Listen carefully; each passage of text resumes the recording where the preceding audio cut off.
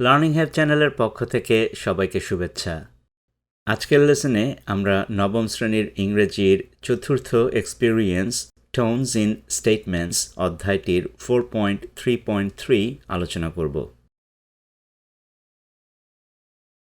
প্রিয় শিক্ষার্থী বন্ধুরা, লার্নিং হাইভে আমাদের শতভাগ প্রচেষ্টা থাকবে সহজ, নির্ভুল, স্পষ্ট এবং সঠিক উচ্চারণে ইংরেজিতে তোমাদের কাছে প্রতিটি পাঠ্য উপস্থাপন করা। এ পর্যন্ত তোমাদের সমর্থন, ভালোবাসা এবং অনুপ্রেরণায় লার্নিং হাইভ চ্যানেল অনেক দূর এগিয়ে গিয়েছে এবং তোমাদেরকে সাথে নিয়ে আমরা আরও সামনে এগিয়ে যেতে চাই। আশা করছি আমাদের চ্যানেলটি সাবস্ক্রাইব করে তোমরা আমাদের সাথেই থাকবে। সামনে আমরা আরও ভিডিও লেসন নিয়ে তোমাদের কাছে হাজির হব।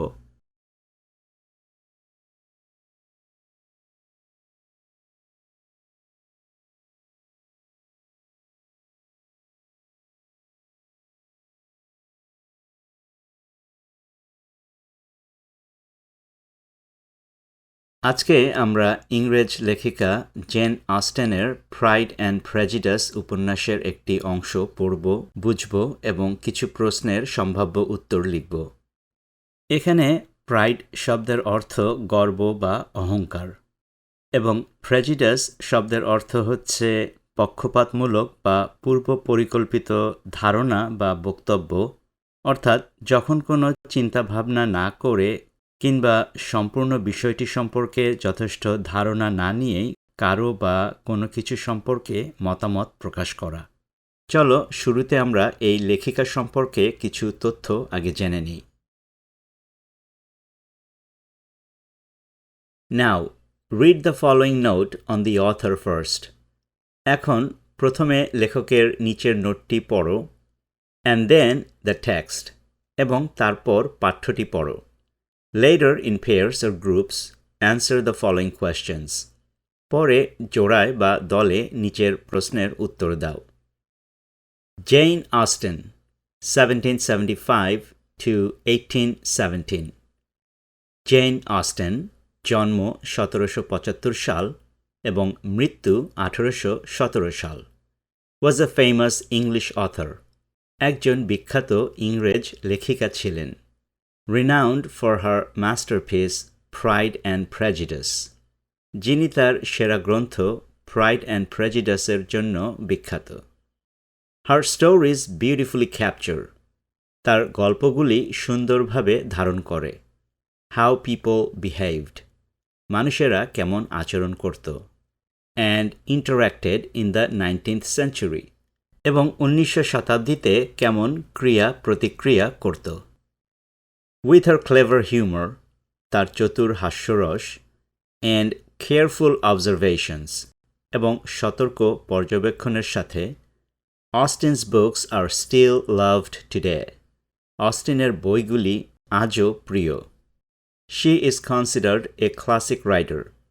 তিনি একজন ক্লাসিক লেখিকা হিসাবে বিবেচিত।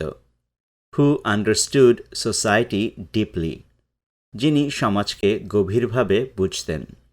And wrote stories that are truly special, এবং এমন গল্প লিখতেন যা সত্যি অসাধারণ। Pride and Prejudice by Jane Austen. Jane Austen's Pride and Prejudice is a classic novel, হচ্ছে একটি ক্লাসিক উপন্যাস, that explores society, manners and relationships with wit and charm, যা সমাজ, আচার ব্যবহার এবং সম্পর্কের সাথে বুদ্ধি এবং সৌন্দর্য অনুসন্ধান করে।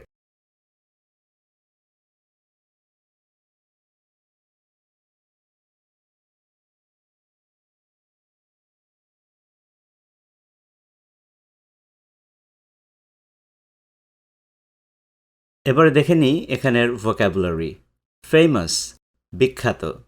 রিনাউন্ড, খ্যাতনামা। মাস্টারপিস, সেরা কাজ। ক্যাপচার, ধারণ করা। বিহেভড, আচরণ। ইন্টারঅ্যাক্টেড, পারস্পরিক ক্রিয়া প্রতিক্রিয়া। সেঞ্চুরি, শতবর্ষ বা শতাব্দী। হিউমার, ব্যঙ্গ কৌতুক। অবজারভেশনস, পর্যবেক্ষণ। কনসিডার্ড, বিবেচিত। এক্সপ্লোরস, অন্বেষণ। ম্যানার্স, আচার বা ভদ্রতা। রিলেশনশিপস সম্পর্ক, উইট বুদ্ধি, চার্ম মাধুর্য।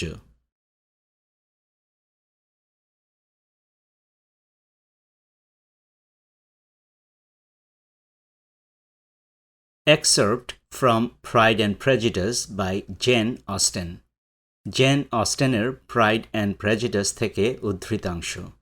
এখানে এক্সার্প্ট শব্দের অর্থ উদ্ধৃতাংশ বা কোনো গল্প বা উপন্যাসের কিছু অংশ।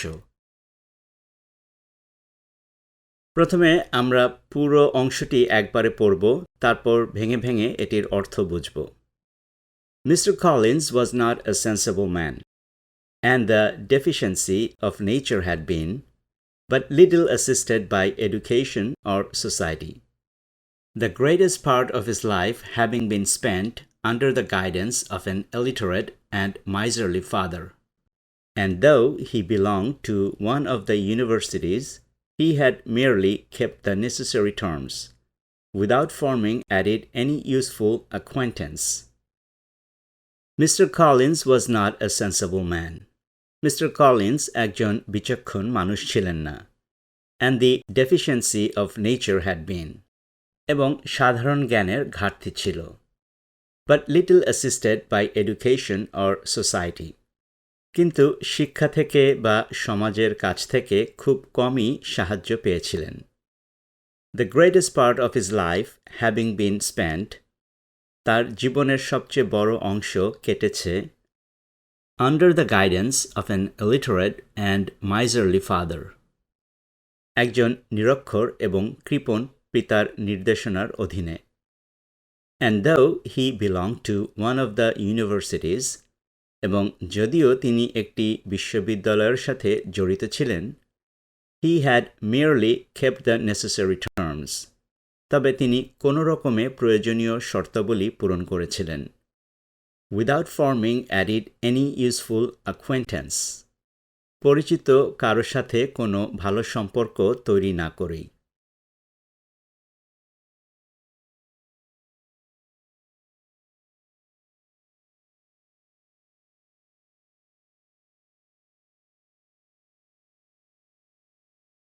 এখানের ভোক্যাবুলারি হচ্ছে সেন্সিবল বিচক্ষণ, ডেফিসিয়েন্সি ঘাটতি বা স্বল্পতা, অ্যাসিস্টেড সাহায্য পাওয়া, গাইডেন্স সহায়তা, ইলিটারেট নিরক্ষর বা অশিক্ষিত, মাইজারলি কৃপণভাবে, বিলংড অন্তর্গত বা অধিকৃত, মেয়ারলি মাত্র, ফর্মিং গঠন, অ্যাকোয়েন্টেন্স পরিচিত কেউ।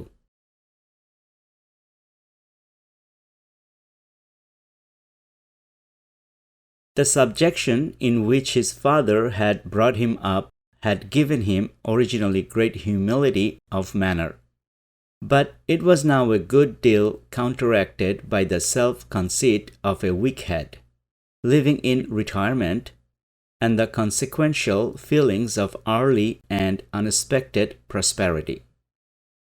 The subjection in which his father had brought him up, তার বাবা তাকে যেভাবে নিয়ন্ত্রণ করে লালন পালন করেছিলেন, had given him originally great humility of manner, সেটি প্রকৃতপক্ষে তাকে খুব নম্র আচরণ শিখিয়েছিল, but it was now a good deal counteracted by the self-conceit of a weak head, কিন্তু সেটি অর্থাৎ সেই নম্রতা এখন অনেকটাই বাধাগ্রস্ত হয়েছে তার সীমিত বুদ্ধিমত্তার আত্ম অহংকারে, লিভিং ইন রিটায়ারমেন্ট অবসর জীবনযাপনে, and the consequential feelings of early and unexpected prosperity, এবং অপ্রত্যাশিত সমৃদ্ধির ফলস্বরূপ নিজেকে অনেক বড় মনে করে।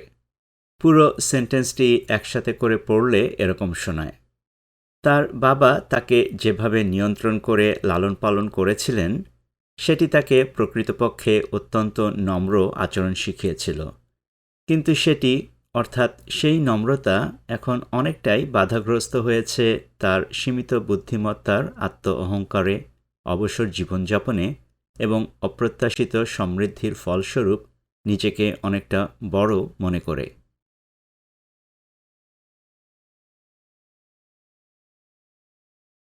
এখানের ভোক্যাবুলারি হচ্ছে সাবজেকশন, কারো অধীনে থাকা বা বশ্যতা, হিউমিলিটি, নম্রতা, ম্যানার, আচরণ বা ভদ্রতা, কাউন্টারঅ্যাক্টেড, বাধাগ্রস্ত হওয়া, সেলফ কনসিট, আত্ম অহংকার, রিটায়ারমেন্ট, অবসর, কনসিকুয়েন্সিয়াল, ফলস্বরূপ, আনএক্সপেক্টেড, অপ্রত্যাশিত, প্রসপেরিটি, সমৃদ্ধি।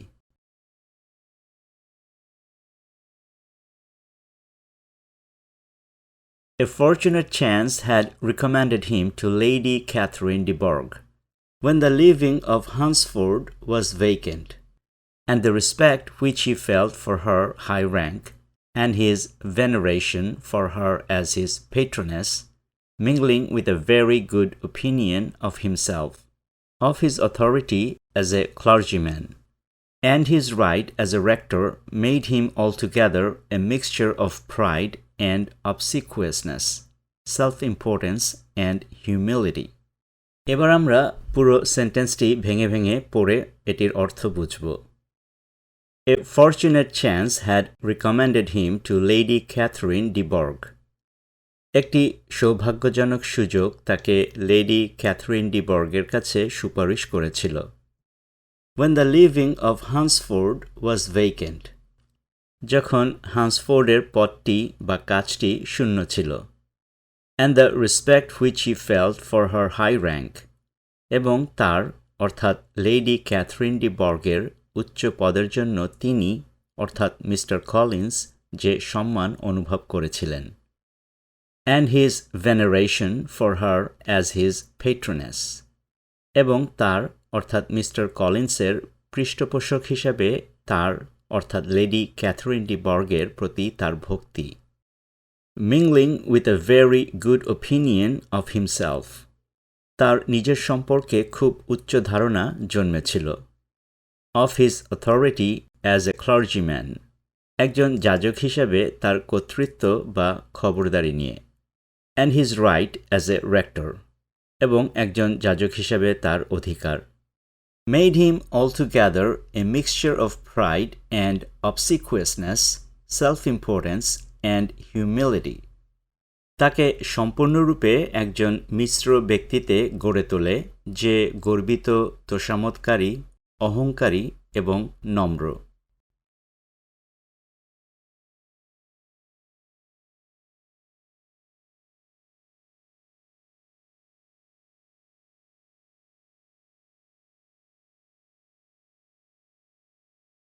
এখানের ভোক্যাবুলারি হচ্ছে ফরচুনেট, ভাগ্যবান, রেকমেন্ডেড, প্রস্তাবিত, ভেকেন্ট, খালি বা শূন্য, ভেনারেশন, গভীর শ্রদ্ধাভক্তি, পেট্রোনেস, পৃষ্ঠপোষকতা, মিংলিং, সামাজিক মেলামেশা, অথরিটি, কর্তৃত্ব বা খবরদারি, ক্লার্জিম্যান, যাজক, রেক্টর, গির্জার প্রধান পুরোহিত বা যাজক, মিক্সচার, মিশ্রণ, প্রাইড, গর্ব, অবসিকুয়াসনেস, চাটুকারিতা, সেলফ ইম্পর্টেন্স, নিজেকে গুরুত্ব দেওয়া, হিউমিলিটি, নম্রতা।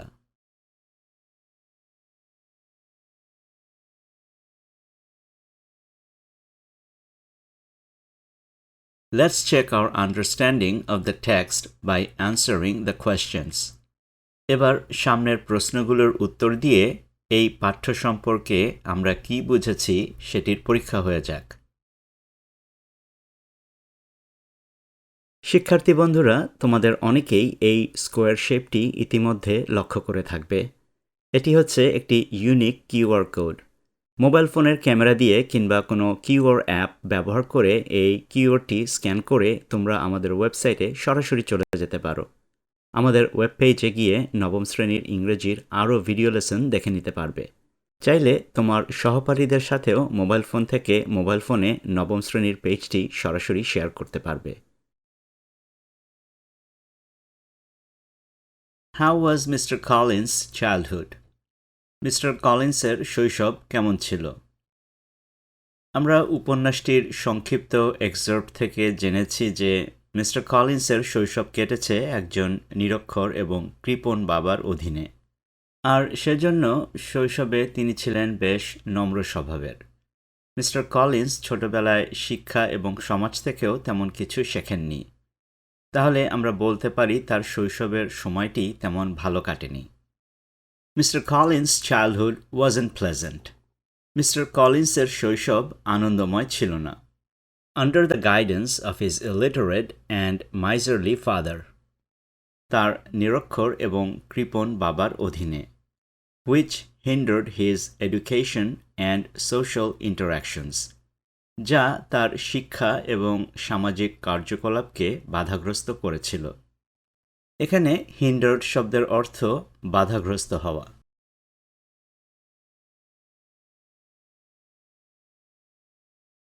How did Mr. Collins' father influence him? Mister কলিন্সের বাবা কিভাবে তাকে প্রভাবিত করেছিলেন? উপন্যাসটি থেকে আমরা জেনেছি মিস্টার কলিন্সের বাবা ছিলেন অশিক্ষিত এবং কৃপণ প্রকৃতির। তবে মিস্টার কলিন্সের বাবা তাকে যেভাবে লালন পালন এবং গাইড করেছিলেন তার প্রভাবে মিস্টার কলিন্স বেশ নম্র স্বভাবের ছিলেন। Although Mr. Collins' father influenced him to be humble and well-mannered, যদিও মিস্টার কলিন্সের বাবা তাকে নম্র এবং সদাচারী হতে প্রভাবিত করেছিলেন, he provided him with little education. তিনি অর্থাৎ তার বাবা তাকে খুব সামান্য শিক্ষা দিয়েছিলেন। Not only did this contribute to Mr. Collins' lack of common sense, এটি কেবল মিস্টার কলিন্সের সাধারণ জ্ঞানের ঘাটতিতে অবদান রাখেনি, but he also failed to form beneficial social connections. কিন্তু তিনি প্রয়োজনীয় সামাজিক সংযোগ তৈরি করতেও ব্যর্থ হন।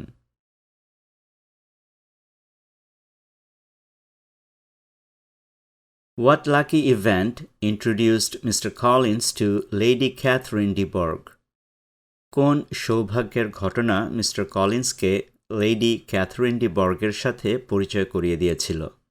উপন্যাস থেকে আমরা জেনেছি যখন হান্সফোর্ডে একটি কাজ খালি হয়েছিল ঠিক সেই সময় মিস্টার কলিন্সের লেডি ক্যাথরিন ডি বর্গের সাথে পরিচয় ঘটেছিল। লেডি ক্যাথরিন ডি বর্গের সুপারিশে মিস্টার কলিন্স পাদ্রির কাজটি পেয়েছিলেন, যা তার জন্য সৌভাগ্য হিসাবে কাজ করেছিল।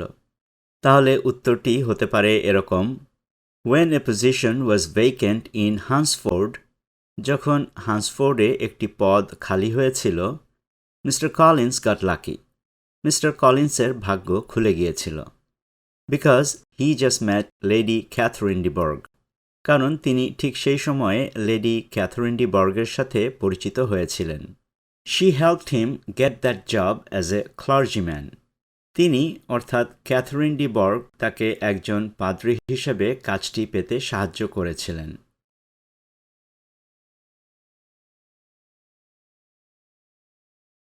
What does a mix of pride and humbleness, self-importance and obedience tell us about Mr. Collins? অহংকার এবং নম্রতা, আত্মগুরুত্ব এবং আনুগত্যের মিশ্রণ মিস্টার কলিন্স সম্পর্কে আমাদের কি বলে? উপন্যাস থেকে আমরা ধারণা পেয়েছি যে মিস্টার কলিন্সের পরস্পর বিরোধী ব্যক্তিত্ব রয়েছে। তিনি নিজেকে খুব গুরুত্বপূর্ণ ব্যক্তি হিসেবে গণ্য করেন, কারণ তিনি লেডি ক্যাথরিনকে চেনেন এবং তিনি তার ক্ষমতাও প্রদর্শন করেন পাদ্রী হিসাবে। আবার অন্যদিকে তিনি খুব নম্র এবং আনুগত্য, কারণ তিনি তার শৈশবে সেভাবে বেড়ে উঠেছিলেন। আর সে কারণেই তার দ্বৈত ব্যক্তিত্ব প্রকাশ পায়। তাহলে আমরা উত্তরটি লিখতে পারি এভাবে: The mixed qualities of Mr. Collins suggest that Mister কলিন্সের মিশ্র গুণাবলী ইঙ্গিত করে যে he has a dual personalities, তার দ্বৈত ব্যক্তিত্ব রয়েছে। He exhibits pride and self-importance, তিনি গর্ব এবং আত্মগুরুত্ব প্রদর্শন করেন as a clergyman, একজন পাদ্রী হিসাবে, and acquainted with Lady Catherine, এবং লেডি ক্যাথরিনের সাথে পরিচিত হয়ে। At the same time, he demonstrates humility and respect. একই সাথে তিনি নম্রতা এবং সম্মান প্রদর্শন করেন due to his upbringing, তার শৈশবের লালন পালনের কারণে।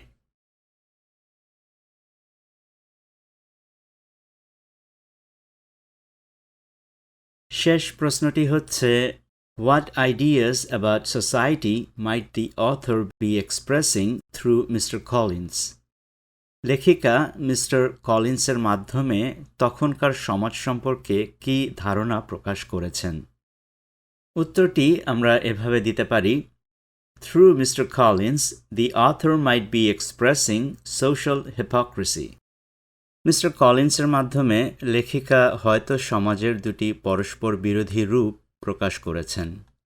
এখানে হিপোক্রেসি শব্দের অর্থ হচ্ছে যখন আমরা অন্যদের উপদেশ দেই কিন্তু নিজেরা সেই উপদেশ অনুসরণ করি না। Mister Collins outward humility and respect toward high ranks. Mister কলিন্সের বাহ্যিক নম্রতা এবং উচ্চ পদের প্রতি তার শ্রদ্ধা may mask his actual feelings of pride and self-importance. তার গর্ব এবং আত্মগুরুত্বের প্রকৃত রূপ বা অনুভূতিকে মুখোশ দিয়ে ঢেকে রাখে। It depicts that in society, এটি চিত্রিত করে যে সমাজে people with authority, কর্তৃত্বের অধিকারী ব্যক্তিরা sometimes act in certain ways, কখনো কখনো নির্দিষ্ট উপায়ে কাজ করে, to gain favor, সুবিধা লাভের আশায়, even though it contradicts their true beliefs or values, যদিও এটি তাদের সত্যিকারের বিশ্বাস বা মূল্যবোধের বিপরীতে কাজ করে, অর্থাৎ তাদের চিন্তার সাথে কাজের অমিল।